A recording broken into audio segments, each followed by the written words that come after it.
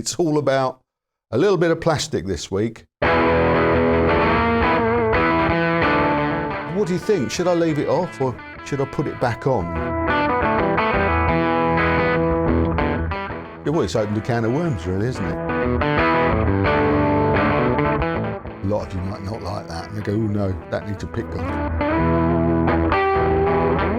It leaves an hole, doesn't it? Look, there.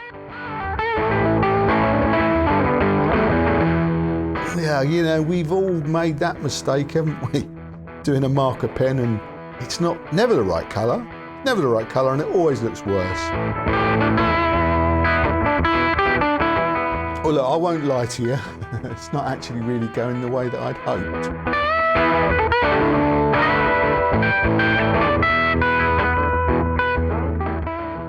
Hello, thanks for joining us. Welcome to the Guitaristas. So, pickguard. It's all about a little bit of plastic this week. The Les Paul pickguard. If you watched last week's episode, you will know that I reviewed this, my new Japanese Tokai. Love rock. And look, I took the pickguard off. When I was taking it apart last week, I removed the pickguard and I said, oh, I think I'll leave that off for a bit. And it was like, it was not a throwaway comment, but what I said, what do you think? Should I leave it off or should I put it back on? What do you think, guys? You know, it wasn't meant to be a big thing, but apparently it stirred up some emotions. Apparently, it's quite an important subject, that, pickguard on or off. So this week, that's what this film's going to be about, the debate. I asked for comments, and by Jove, I got them. I got hundreds of comments, you know, both ways, really. Lots and lots of people suggesting that I was a heathen for even suggesting removing the pickguard from a Les Paul. And many of you also saying, no, take it off. Let's see the beautiful curves. The beautiful, I do like this guitar, it's gorgeous, isn't it? We kept looking at it last week. I took the pickguard off for two reasons, because I thought it's gorgeous. And also I suggested it helps me personally when I'm playing them. So more of that in a bit. I don't want to get ahead of myself. Yeah, loads and loads of comments. So I thought it is a thing, isn't it? So let's just take that to the next level. So what I did a couple of days ago was actually 3 days ago now, when I'm filming this Wednesday. Sunday morning, I posted a poll in the community section on this channel. So now I don't know if a lot of you know what the community section even is, but I'll show you. Here you go. If you go to the Guitaristas YouTube channel, you'll see there's a tab here that says community. If you click on that, that's somewhere where I can post extra stuff. From time to time I do it. I don't do it very often, but you can do all sorts of stuff on there, including polls. You'll see there's a poll there that's been live since Sunday. And what did I say? I said, blah, blah, blah, help me decide. This is the definite, what did I say? Definite poll. That is meant to say definitive poll, but it was an autocorrect typo and it wouldn't let me go back in and edit it, unfortunately. It's meant to say definitive. This is the definitive poll, but definite would do. It's very much the same thing. As you can see, I've had 2,400 votes so far, which, well, it's stunning, really. 58% in favour of leaving the pickguard on. Yeah, so, well, look, I won't lie to you. It's not actually really going the way that I'd hoped. On this particular Les Paul, anyway, I'd quite like to leave it off. So I thought, you know what I'll do? Let's extend the poll a little bit and make this film, and, you know, maybe we'll be able to tip the balance back in my favour. So that's what we're going to do. I'm going to leave this poll running for another week, okay? I'm going to leave it running, yeah, well, from, let's say, for a week until I make next week's film. So yeah, about a week today, I'll announce the result. I'll close the poll and announce the result, okay? And whatever you decide, I will abide by on this guitar, okay? So what I'm going to do today is try and, as I say, try and tip the balance. We're going to look into it a little bit more detail. What I'm going to do is, well, we'll talk about the pros and cons. We're going to look at some famous players and see what their choice is, on or off, okay? And it's a brilliant opportunity for me to dig out my current Les Paul collection, look at them all, play them all again, because I don't often get a chance to play some of these guitars, so great opportunity. Dig them out, play them, look at them. Some have got a pickguard on, some haven't. So that'll be interesting, won't it? So 6 guitars in the lineup today, and well, this is what they are. Let's get on with it.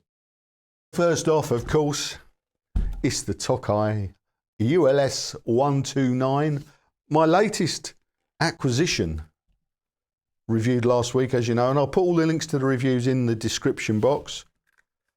Violin burst this, and yeah, it's a gorgeous guitar, isn't it? And that's what it looks like with the pickguard on. Off. On. Off. On or off. So this is, well, it's opened a can of worms really, isn't it? Great guitar. And this is what it sounds like, obviously.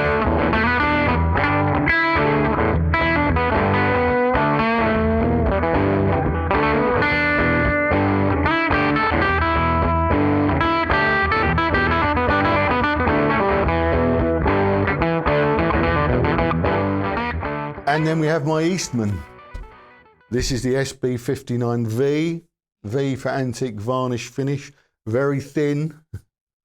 And as you can see, marks very easily, because it doesn't have a pickguard, this. And I think this, probably getting this, was probably my first Les Paul type guitar that didn't have a pickguard.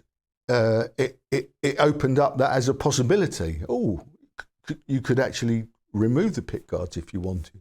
I'd never really thought about it before, to be honest with you. But yeah, this is the Eastman. As you know, I'm a massive fan of this guitar. It is a stunning guitar. It's very light. And it sounds like this.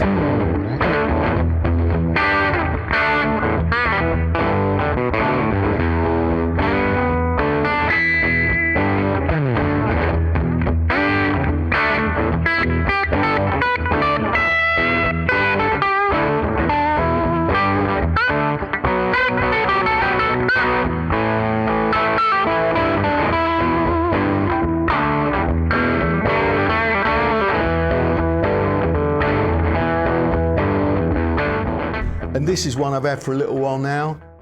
It's a Tokai UALS 62. This is the more affordable version made in China. And as you can see, it's a stunning gold top, sawn pickguard, because I took the pickguard off of this. I took it off for the purposes of this film to add some balance on or off. So I think we've got 3 with it on and 3 with it off, okay? So, and I wanted to see what a gold top looked like without a pickguard. And well, here it is. That's what a gold top looks like without a pickguard. I think it looks quite nice because it's got open pickups. That's right, isn't it? And don't forget, this is the one with the wonky switch, because I upgraded all of the innards of this.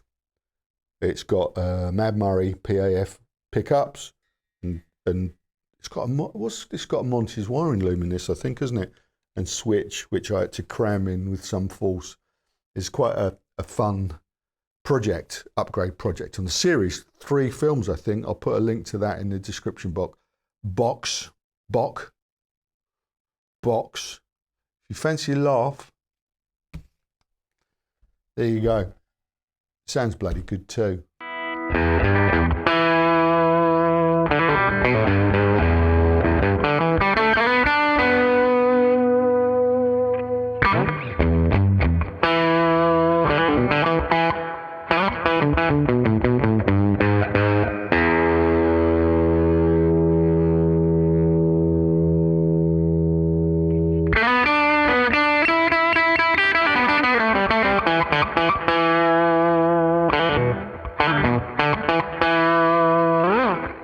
And this, of course, is my Les Paul Custom. Alpine white, I think they call this, with black pickguard. Epiphone this, obviously. If you fancy a Les Paul Custom and don't really want to spend £5 or whatever it is these days, check one of these out, because they're brilliant and it will 100% scratch that itch. So yeah, they sound great. In fact, they sound like this.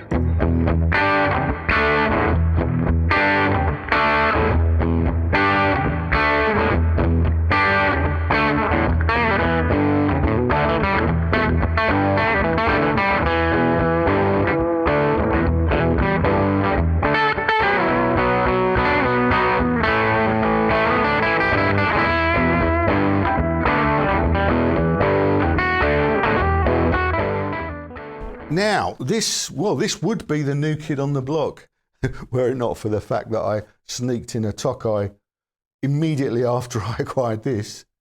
So this is it's a custom-made Les Paul type. It's a stoner made by Vox Humana in the Netherlands.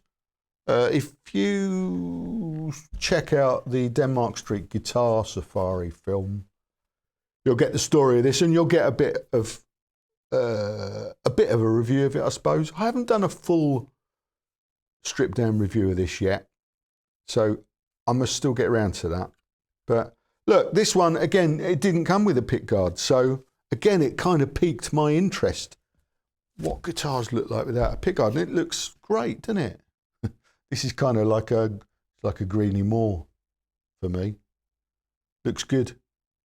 Yeah, well, there you go. And it sounds good like this.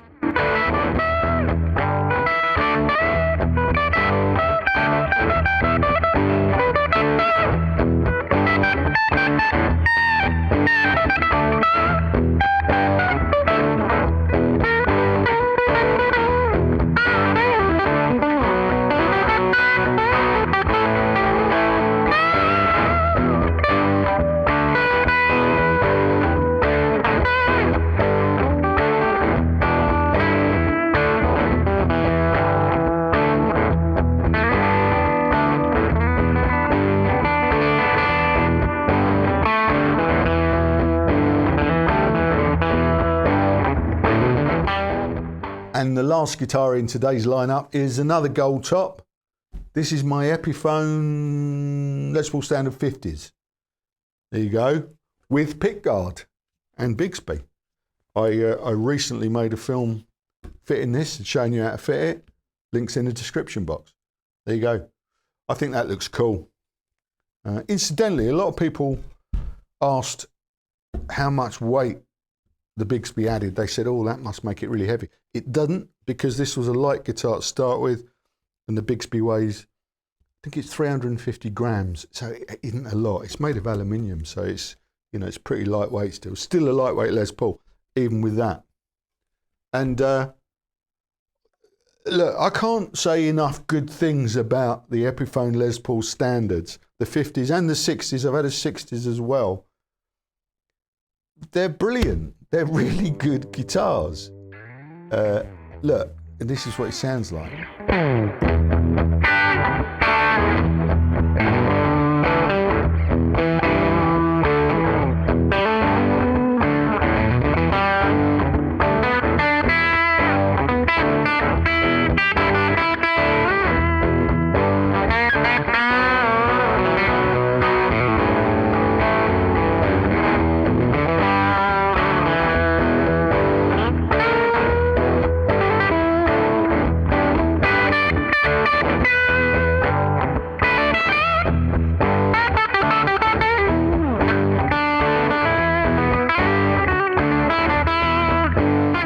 Okay, so let's look at the pros and cons now.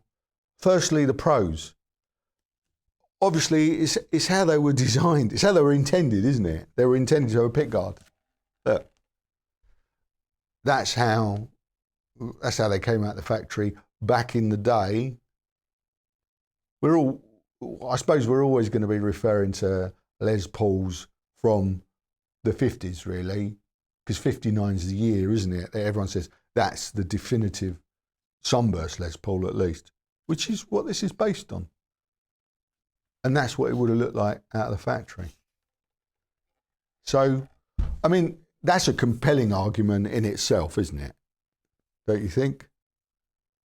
Any other pros? Yeah, of course.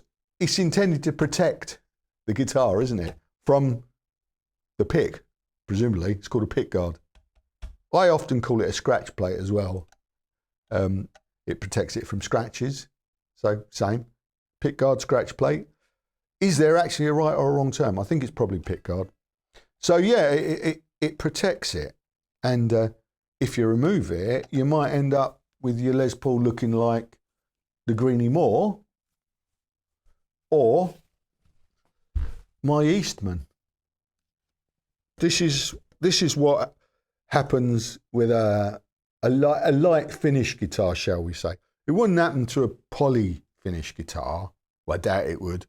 But if you've got a nitro finish guitar, or this is an antique varnish finish in the Eastman, very thin, marks ridiculously easily. As you can see, it's got all these little pick marks on it. In fact, they're not pick marks, they're actually marks from my nails, because that's when I play like that, see, and I'm scratching it away. As I've said before, I don't mind that. It's kind of like a badge of honour for me, but a lot of you might not like that. And they go, oh no, that needs a pickguard. So that was a pro and a con in one thing, you know. If you have a pickguard on, it will protect the finish. If you don't, that could happen to your guitar, and you might not want that. So I couldn't think of any other pros, really. Let me know if you can think of any other pros. I'm sure there are some, but I'll move on now to the cons. I've got some other cons. Yeah, let's take this off. I only loose fitted it just for the purposes of this, so it won't take a second. Bear with. Cons. It leaves an hole, doesn't it? Look, there. I'm sure you can see that. Which, you know, it's quite easy to overlook once, you know, as you get used to it. If you look at it, you'll notice it. If you don't, you won't. A few suggestions in last week's comments. One suggestion, not a daft idea, was leave the screw in, but I did actually try that, and I screwed it in, and you'd have to screw it down a little bit further, which is in danger of making the hole bigger, which you might not want. And also, I didn't think it looked right with the screw in, so not for me, that. Another suggestion was get the marker pen one, you know, get a marker pen inside the hole and you won't see it. Well, you know, we've all made that mistake, haven't we? Doing a marker pen, and it's never the right colour. It's never the right colour, and it always looks worse. So I wouldn't recommend that. I'd leave it. I'd say put up with the hole or put the pickguard back on. Yeah. Anything else? It's not original. So again, pros and cons, you know, pro, it's how it's meant to be. Con, it's not how it's meant to be. There you go. Does it sound any different, do you think? It's unlikely, but let's have a listen. This guitar, both with and without a pickguard, back to back.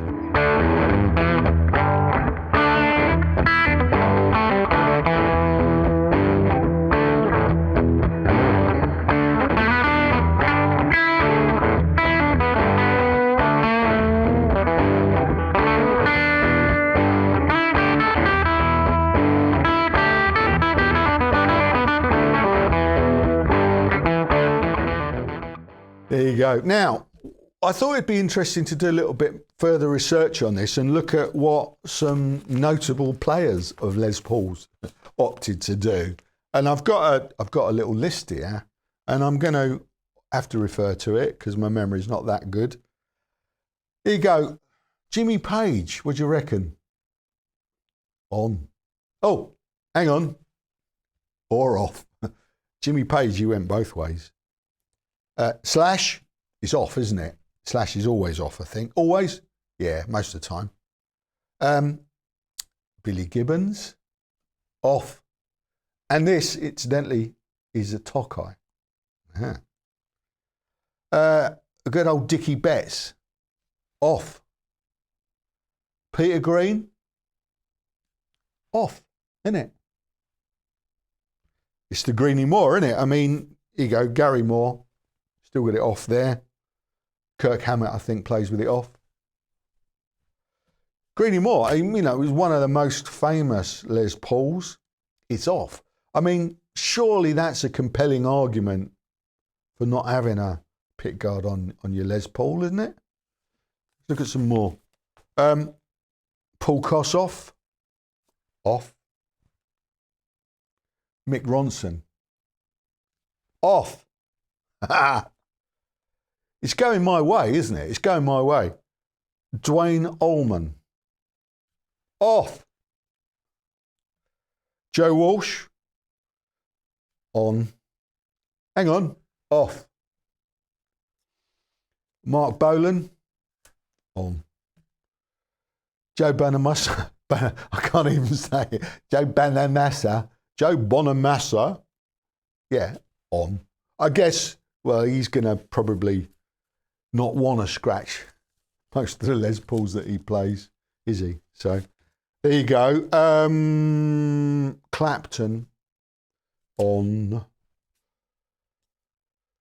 There you go. I think, well, you know, and I'm sure I've missed out many notable Les Paul players, but, you know, we haven't got all day, have we? So, there you go. That was an interesting cross section. Mostly off. Mostly off. I think it's going my way.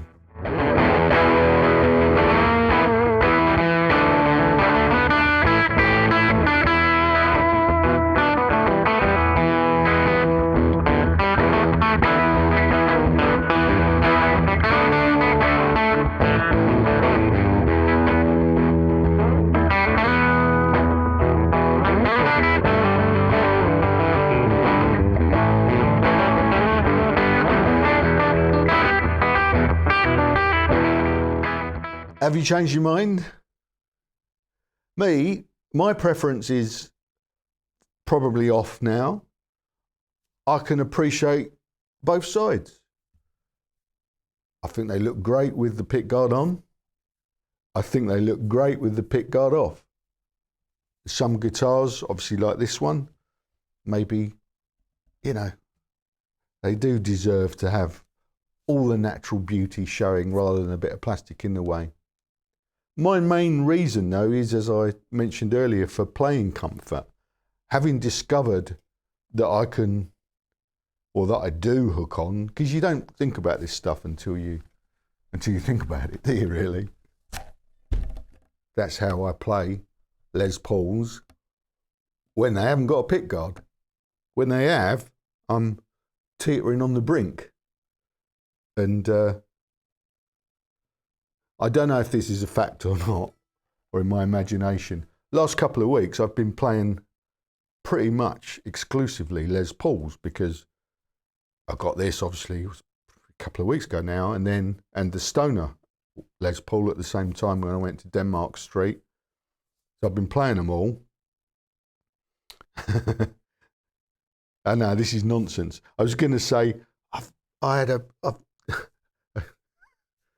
crick in, what do you call it? You know, when you can feel a sort of a minor strain, like a RPS sort of, you know, is that what it's called? Sorry, it's early in the morning. Repetitive strain, RSI, repetitive strain injury. I felt that in my right hand, me strumming hand, yeah, steady. I'm wondering, this is nonsense, I'm wondering if it's because I've been holding it at a weird angle while I've been playing this. A lot, you know, it could be. You never know. Anyway, it's a lot more comfortable without the pickguard because you can do that, you know. And apparently I use that to, as you can see, you know, from the marks on the Eastman. And obviously that's the main function of the pickguard, is to protect the guitar from damage, from pick damage or fingernail damage. and a lot of people wouldn't want their guitars fucked up. Like my Eastman, look at it. I mean, I was looking at this in playback. It's pretty gnarly now already, but it's a very light finish, this. A lot of people would be looking at this with disgust. But I don't dislike relic guitars. Depends, I'm going to put this down. I think it does depend how well they're done. Well, look, the Eastman, it's done perfectly because it's real. It's not done with a bloody razor blade or by sticking it in a freezer. That happened by me playing it, which is why I like it. But if you don't like that sort of stuff, you're not into relic guitars, forget about it. Especially if you've got a guitar with that kind of finish or a nitro finish, because it'll mark. You'll fuck your guitar up. And if you're one of these people that polishes your guitars and wants them to look, nice and pristine, and loads of people are like that, forget about it. Just leave it on. But like so many of those famous players you saw, if you're playing it, and maybe it's a comfort thing, maybe it's an aesthetic thing. Maybe you just think it looks cooler without a pickguard. Like the top wrap, that's another thing, isn't it? People say, why'd you do that? Yeah, well, it's debatable. It might feel a little bit different. It might sound a little bit different. Marginal. But fuck, it's cooler, isn't it? Top wrap. Billy Gibbons does it. Billy Gibbons. Sans pickguard. That's all I'm saying. That's all I'm saying. A little while back, do you remember, anyone remember 2015 when Gibson were all about innovation and they introduced a Les Paul with a removable pickguard? It just, I think it clipped in the bottom of the pickup rings or something. Here's a picture of it. It's got some lugs. I think it just clipped in and pulled out. So you could just I'll have it on without a pickguard. They haven't got a screwdriver, just pull it off, Yeah, it was like most things that they did in 2015. Everyone thought it was stupid. But it's very easy to remove a pickguard. And I know we take it for granted, I take it for granted. No, we probably take it for granted that everyone would know how to remove a pickguard. Maybe not, because it potentially looks more complicated than it is. I'll show you. It's just two little screws, just in case you didn't know. And I'll just put them in finger tight for the purposes of this demonstration. There you go. There's one there in the edge of the body. That's all there is to it. If you've never done this, well, maybe you can lose your modding virginity. If you've got a Les Paul, take the pickguard off, see what you think. You can't really go wrong unless you use the wrong screwdriver. So it is a little bit more to it than that. Make sure you've got a screwdriver that fits, because, you are in danger of screwing up the screws if you don't. Make sure it just fits snugly in there. Because, not all screws are the same, and not all screwdrivers are the same. There's different types. There's obviously metric. There's imperial. Oh, I didn't realise this until recently, but there's also a Japanese standard for screw heads. I learnt that from James May, from watching him put a Stratocaster back together. I had no idea.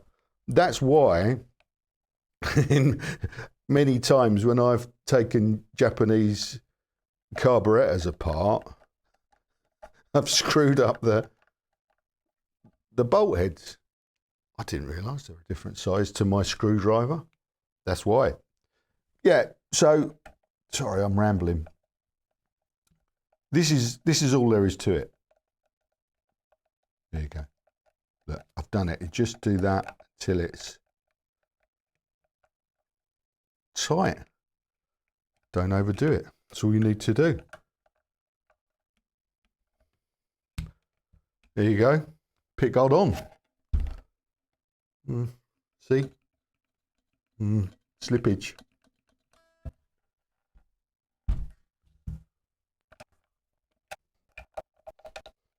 And it's off again. So there you go. If you've never done that, you might want to give it a go. Help you decide. And let me know what you think. Comment. Please comment and vote. Go to the community tab. The poll is still live at the moment. Please vote. Please vote off. No, vote however you feel, whatever you think, vote. And I will abide by the definitive result. So the plan is this time next week, when I'm filming next week's film, whatever that is, I'll announce the result, the definitive answer. And it is, you know, whatever the poll says, I'll abide by that, and it'll either stay off or it'll go back on. At the moment, as I said, it's 58% in favour of leaving it on. So you know, we'll see. Hopefully I've managed to tip the balance with this film. You know, all these famous people, you know, they played with it off. I'm intending to play it and look at it, I suppose. Yeah, you know, originality, it's important. I suppose this isn't a Gibson anyway, is it? So, you know, I could say, well, you know, it's a Tokai anyway. Probably needs to look like Billy Gibbons. And that's an interesting point, actually. 6 Les Pauls here, and not one of them is an actual Gibson. Well, you know, if you've watched this channel before, you will probably be aware I've had several Gibson Les Pauls. I've had quite a few, actually. I've had 2 Les Paul standards in the past. I've had 3 Les Paul customs, and I've had an R8 and various tributes and studios. Off the top of my head, they've all gone. They've all been moved on. Mainly, you know, we've spoken about this in other films, but mainly because of the high value versus not such great reward. The value versus reward. Do you know what I mean? I didn't love them. I didn't love any of them, really. I didn't love them enough to keep them, to want them more than I wanted the money that I could get when I sold them. You know, we've spoken about that before, but that's why I haven't got any Gibsons currently. However, getting this Tokai just the other week has kind of again piqued my interest in getting hold of another Gibson Les Paul standard, really for the sake of making some films about it, and in particular trying to make a film about finding one that I like, that is the right weight and that looks good. So more of that to follow, yeah, in coming weeks. I think that's it. Yeah, that's it for this week. Please comment and please vote. Please vote. Your vote is needed, particularly if you prefer it off.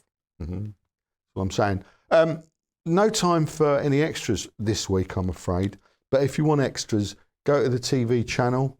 There's the address. Okay, lots of extras on there. And this weekend, I'm planning to make another instalment of my Joe Strummer Esquire build project. This one. This is a Joe Strummer Esquire parts caster that I've built from scratch. And there are 6 episodes now over on the TV channel. And I'm planning this weekend, if all goes to plan, to make another instalment where what I've got to do next is I've got to just sort out the fret ends because they're sharp because this is a fairly cheap neck. And most excitingly, I'm going to try and install, I think that's the word, a water slide decal. Yeah, I've got an original Fender Esquire decal that I'm going to try and fit to there. So yeah, I'm planning to film that this weekend, and that will go up in a few days over on the TV channel. So if you want to get ahead, go and watch episodes 1 to 6. Episode 7 will follow, and probably another one after that, I'm not sure. And loads of other stuff. So there you go. That's it. That's it for this week. Ladies and gentlemen, and everybody else, please vote. Let me know what you think.